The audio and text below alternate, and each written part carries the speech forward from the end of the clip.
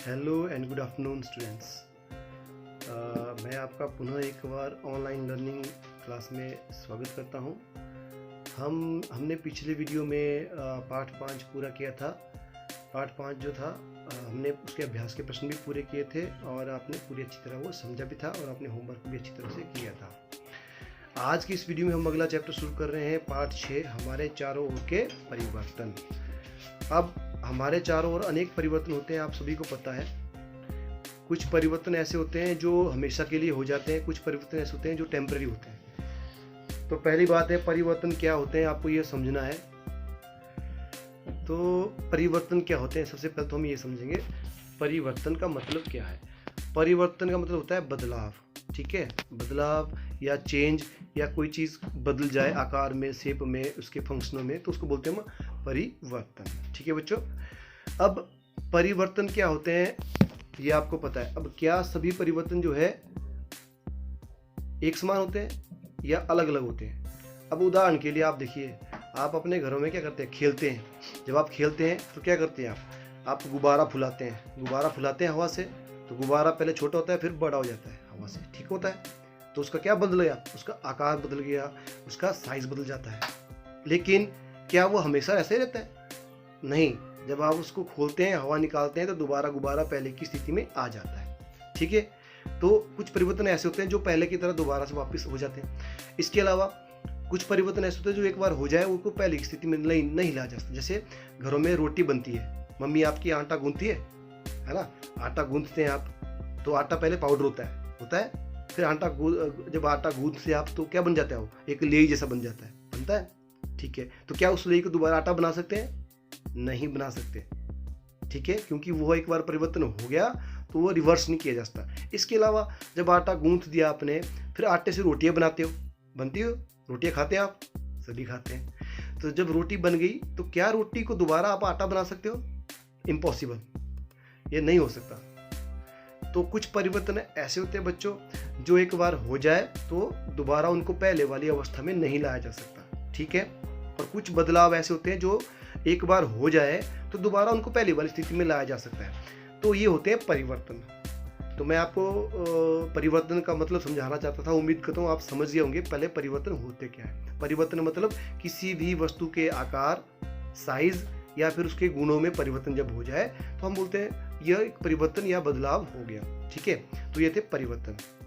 हमारे आसपास अनेक परिवर्तन होते हैं। अब हमने दूसरा टॉपिक इसके अंदर आता है कि क्या सभी परिवर्तन सदैव उत्क्रमित किए जा सकते हैं, यानी क्या सभी परिवर्तन सदैव उत्क्रमित किए जा सकते हैं, ठीक है। अब आपके मन में विचार आ रहा है, भाई ये सब तो ठीक है, पर ये उत्क्रमित क्या होता है ना। तो उत्क्रमित का मतलब समझते हैं पहले। उत्क्रमित क्या होता है? जैसे आपने गुब्बारा फुलाया, ठीक है, गुब्बारा खूब फुला लिया, इतना गुब्बारा इतना बड़ा बन गया, फिर ये हो गया गुब्बारा का फूल गया।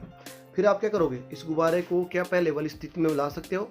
चित्र में भी देखिए, ये बच्ची जो है गुब्बारा फुला रही है, इसने बड़ा गया गुब्बारा, तो क्या इस गुब्बारे को दोबारा वापस पहले वाली स्थिति में लाया जा सकता है? बिल्कुल। क्या करोगे आप, हवा उतारोगे इसकी और गुब्बारा पहले जैसा बन जाएगा। तो ये हुआ उत्क्रमित परिवर्तन। क्या हुआ? उत्क्रमित परिवर्तन या उत्क्रमणीय परिवर्तन, समझ गए। तो उत्क्रमणीय परिवर्तन क्या हुए, इसकी परिभाषा समझ लेते हैं। ऐसे परिवर्तन जो एक बार हो जाएं, फिर पुनः उनको दूसरी बार जो है पहले वाली स्थिति में लाया जा सकता है, उसको बोलते हैं हम उत्क्रमणीय परिवर्तन, ठीक है। फिर से बोलता हूं, ऐसे परिवर्तन जो एक बार परिवर्तन हो जाए, दोबारा या पुनः उनको पहले वाली स्थिति में आसानी से लाया जा सकता है, ऐसे परिवर्तन को बोलते हैं हम उत्क्रमणीय परिवर्तन। समझा गया? उदाहरण के लिए गुब्बारे का फूलना, या एक और उदाहरण देता हूँ। जब आप कोई खड्ड या नदी तालाब पार करते हो ना, करते हैं, तो आप क्या करते हो, अपनी पैंट को ऊपर मोड़ लेते हो, ऊपर करते हो ना पैंट को। क्यों करते हो? ताकि आपकी पैंट गीली ना हो। तो क्या वो हमेशा के लिए ऊपर हो जाती है? नहीं। जब आप तालाब या नदी पार करते हो तो उसके बाद पैंट दोबारा आप नीचे कर सकते हो आराम से। तो ये भी एक उत्क्रमणीय परिवर्तन हुआ, यानी पैंट जो आपने पहनी या सलवार जो आपने या पजामा पहना हुआ है, उसके आकार में पहले परिवर्तन हुआ, स्थिति में परिवर्तन हुआ, फिर आपने दोबारा वह ठीक कर दिया।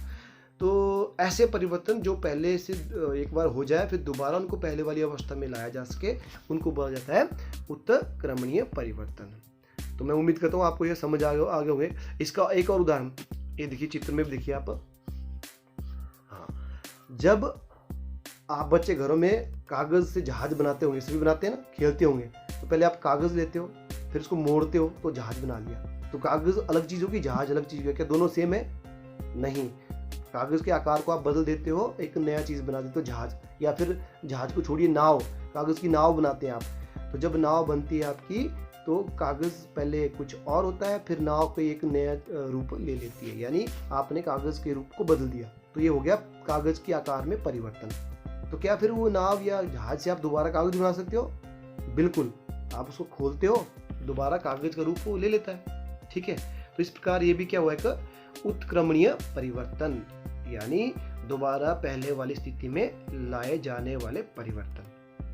समझ गए? बिल्कुल, मुझे उम्मीद है आप सभी बच्चे उत्क्रमणीय परिवर्तन समझ गए होंगे। ठीक है, अब दूसरे परिवर्तन होते हैं अनुत्क्रमणीय परिवर्तन। क्या होते हैं? अनुत्क्रमणीय परिवर्तन। तो कुछ परिवर्तन ऐसे होते हैं जिनको हम पहले वाली स्थिति में नहीं ला सकते। अब जैसे कौन कौन से ऐसे परिवर्तन जिनको हम पहले वाली स्थिति में नहीं ला सकते, देखिए ध्यान से चित्र में देखिए। ये आपका क्या है? ये देखिए, ये औजार बने हुए हैं। ठीक है, ये सारे क्या है, यहाँ पे औजार हैं। औजार बने हुए हैं। ये आपका एक कुदाली है, ठीक है, ये आपका फावड़ा है। तो इस तरह से ये औजार हैं लोहे के। दराटी होती है आपकी, ठीक है, ये जितने भी औजार होते हैं, या छुरी होती है। तो ये औजार होते हैं आपके जो एक बार हो जाए तो दूसरी बार इनको परिवर्तित नहीं किया जा सकता, या फिर इनको परिवर्तित करने के लिए दूसरी प्रोसेस करनी पड़ती है। तो ऐसे परिवर्तन जो एक बार हो जाएं, उनको दोबारा वापस पहले वाली स्थिति में नहीं लाया जा सकता, उन परिवर्तनों को कहा जाता है अनुत्क्रमणीय परिवर्तन। क्या कहा जाता है? अनुत्क्रमणीय परिवर्तन। अनुत्क्रमणीय परिवर्तन। ठीक है, तो पहला परिवर्तन मैंने बता दिया कि उत्क्रमणीय परिवर्तन। इसमें प्रश्न ये है कि क्या हमारे आसपास सारे परिवर्तन जो होते हैं उत्क्रमणीय होते हैं? तो नहीं, हमारे आसपास कई परिवर्तन ऐसे होते हैं जो अनुत्क्रमणीय भी होते हैं और कुछ उत्क्रमणीय भी होते हैं। आपको पता है बहुत सारी चीजें, जैसे आप लकड़ी से दरवाजा बनाते हो, दरवाजा खिड़कियां बनाते हो, ये तो होते हैं अनुत्क्रमणीय परिवर्तन। दोबारा आप उसको उस लकड़ी में नहीं बना सकते। ठीक है, और रोटी का एग्जाम्पल दिया मैंने, रोटी बन गई तो आटा नहीं बन सकता, ये भी आपके अनुत्क्रमणीय परिवर्तन होते हैं। बट कुछ होते हैं जो आप एक बार हो जाए तो दोबारा बना सकते हैं। जैसे कागज से आपने खिलौने बनाए, जहाज बना लिया, है ना, आपने पैंट मोड़ ली जब आप नदी पार कर रहे हो, या आपने गुब्बारा फुला लिया। तो इस तरह से परिवर्तन होते हैं जो पहले वाली स्थिति में दोबारा से आसानी से वापस लाए जा सकते हैं, उनको बोलते हैं हम उत्क्रमणीय परिवर्तन। ठीक है, अब सारणी में देखिए, सारणी 6.1 में देखिए कुछ सामान्य परिवर्तन दिए हुए उन्होंने सारणी में। इस सारणी में क्या क्या दिए हुए देखो। पहले दिया उन्होंने कच्चे अंडे से उबला हुआ अंडा। कच्चा अंडा होता है, उसको उबाल के क्या आप उसको उत्क्रमित कर सकते हैं या नहीं? तो यहाँ क्या आएगा? नहीं। कच्चा अंडा अगर उबल गया ना, दोबारा से कच्चा नहीं बन पाएगा। ठीक हो गया, ये भी अनुत्क्रमणीय है। गाढ़े घोल से इडली। गाढ़े घोल होता है ना, आप इडली बनाते हो नहीं? आप लोकल भाषा में आपको समझाओ तो आप जो चावल के आटे घोलते हो, उसके फिर आप तवा पे रखते हो ना, रोटी बनाते हो, चिल्लो जिसे बोलते हो, पता नहीं आपकी अपनी भाषा में क्या बोलते होंगे बेटो, तो वो होता है इडली। जब आप उसको बनाते हो तो क्या दोबारा वह घोल बन सकता है? नहीं। तो ये भी आप क्या है, उत्क्रमित तो नहीं किया जा सकता। ठीक है, अगला चलिए, अगला है गीले कपड़े से सूखे कपड़े। अब गीला कपड़ा आपने कपड़े धोते हो तो वो गीला होता है, फिर आपको धूप में सुखाते हो, जब सूख जाता है तो क्या दोबारा गीला हो सकता है? अपने आप बोल रहा हूँ मैं, नहीं, अपने आप वो गीला नहीं हो सकता, उसको गीला करना पड़ेगा, पानी में डुबोना पड़ेगा। यानी पानी जो उड़ गया हवा में धूप के द्वारा, वो दोबारा वापस नहीं आएगा कपड़े में। तो ये भी क्या हुआ, एक उत्क्रमित नहीं किया जा सकता, यानी अनुत्क्रमणीय परिवर्तन हुआ। ठीक है, अगला ऊन के धागे से बुना हुआ स्वेटर। हाँ, ये ध्यान से सुनिए, जब आप ऊन के धागे से स्वेटर बनाते हो ना, तो क्या उसे उत्क्रमित किया जा सकता है? बिल्कुल, आप स्वेटर को उधेड़ सकते हो और उसको दोबारा से धागे बना सकते हो, तो यह उत्क्रमित किया जा सकता है। अनाज से बनाया गया आटा, अगर पहले बता दिया, जब आटा गूंथते आप तो दोबारा आटा नहीं बन सकता, तो इसको उत्क्रमित नहीं किया जा सकता। ठंडे दूध से गर्म दूध, अब ये देखो, आप दूध ठंडा होता है उसको गर्म करते हो तो वो दोबारा ठंडा हो सकता है? हाँ, उसको हो सकता है। तो ये उत्क्रमित किया जा सकता है। आप दूध गर्म करते हो, फिर दोबारा ठंडा करने के लिए इसको थोड़ी देर रख दो तो ठंडा हो जाएगा। तो ये आपके हो गए। इसके अलावा अगला उदाहरण दिया है, सीधी डोरी से कुंडित डोरी, यानी एक सीधी धागा है उसका आप एक गोला बांधोगे तो हो सकता है ये आपने पहले सीधा धागा लिया फिर उसको गोला बांध दिया, गोला, तो हो गया आपका परिवर्तन।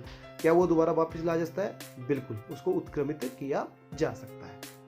इसके अलावा कली से फूल बनना, पौधों में कलियां होती हैं उनके फूल बनते हैं, तो क्या वो फूल दोबारा कली बन सकते हैं? नहीं बन सकते। उसके बाद दूध से पनीर बनना, दूध से पनीर बन जाता है, देखा है आपने, पहले दूध होता है फिर उसको आप क्या करते हो, उबालते हो, उसको रखते हो, उसके अंदर नींबू या कुछ और डालते हो, फिर दूध फट जाता है, फिर उसके पनीर बनाते हो। तो क्या पनीर से दोबारा दूध बन सकता है? नहीं बन सकता। तो इसको भी उत्क्रमित नहीं किया जा सकता। अगला है गाय के गोबर से गोबर गैस।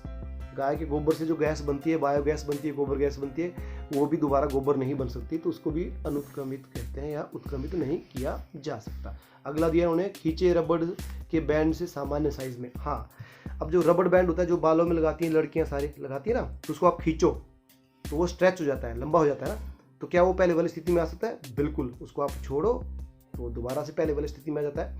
तो इसको क्या किया जा सकता है? आप इसको भी आप बोलेंगे कि उत्क्रमित किया जा सकता है। जमी हुई आइसक्रीम से पिघली हुई आइसक्रीम बनाना, ये आसान है कि नहीं?